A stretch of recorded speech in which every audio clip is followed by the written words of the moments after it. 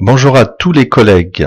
Alors comme vous le savez, on est censé maintenant faire des cours à distance depuis chez nous et que nos élèves doivent pouvoir suivre le programme malgré le fait qu'ils vont devoir rester chez eux. Alors, je propose ce petit tuto pour ceux qui voudraient faire cours en utilisant leur écran d'ordinateur et vous allez voir, c'est extrêmement simple.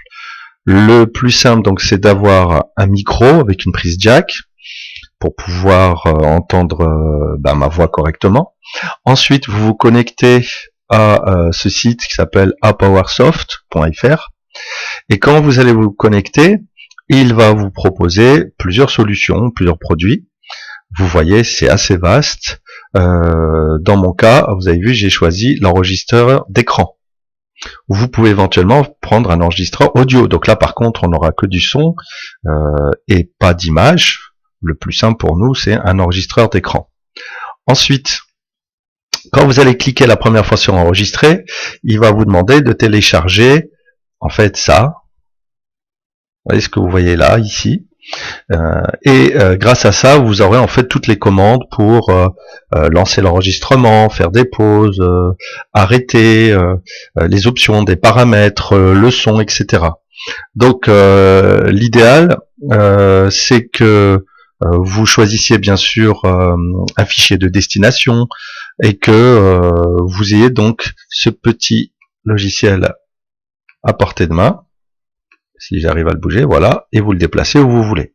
Et là, il y a même le petit icône pour faire des annotations sur votre écran. Ok, si vous avez besoin du stylo. Ok. Ensuite, à partir de là, l'idéal pour vous, pour pas perdre de temps, pour pas que les vidéos soient trop longues, il faudrait que vous ayez préparé, vous voyez, ce que vous voulez expliquer. Par exemple, moi dans mon cas, j'ai des petites animations. Elles sont là en format flash, si vous connaissez. Vous voyez ici, là je suis en train de faire un cours justement sur les virus, donc ça tombe bien. Vous lancez l'animation, c'est vous qui faites le commentaire, hein, vous voyez un virus qui va parasiter une cellule, etc. Ensuite, vous pouvez mettre des diaporamas, vous voyez, c'est vous qui décidez, faites les commentaires. Ça peut être un texte, vous voyez, puis vous allez le présenter, l'expliquer, surligner. Enfin, c'est sympa, quoi. Je pense que ça s'adapte à toutes les matières. Vous pourriez même présenter des vidéos avec ou sans le son, hein, puisque l'avantage de ce logiciel, il enregistre le son. Ou alors vous coupez le son et c'est vous qui faites la voix off. Vous voyez, vous pouvez passer donc des vidéos, etc. Vous pouvez passer un diaporama.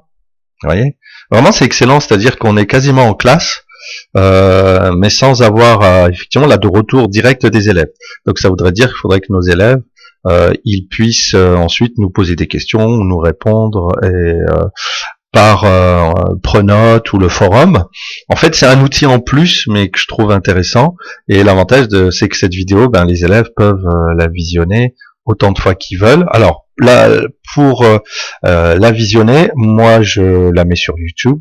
Donc vous savez comment ça fonctionne. Hein. Vous créez, si vous avez un compte Google, donc c'est automatique. Vous cliquez ici sur créer et à partir de là, il va vous demander de télécharger la vidéo quand vous l'aurez enregistrée. Et puis elle sera en ligne. Il va vous donner une adresse et vous donnez cette adresse à vos élèves. Donc là, par exemple, cette semaine, j'ai fait 4 vidéos. Vous voyez sur le chapitre et du coup les élèves peuvent visionner. Ensuite, en complément de ça, bien sûr, moi j'ai fait des QCM. Si certains sont intéressés, je peux vous faire une petite capsule pour comment réaliser des QCM sur Pronote. Voilà. Si vous avez des questions, c'est Mohamed Keskas, avec grand plaisir. À bientôt.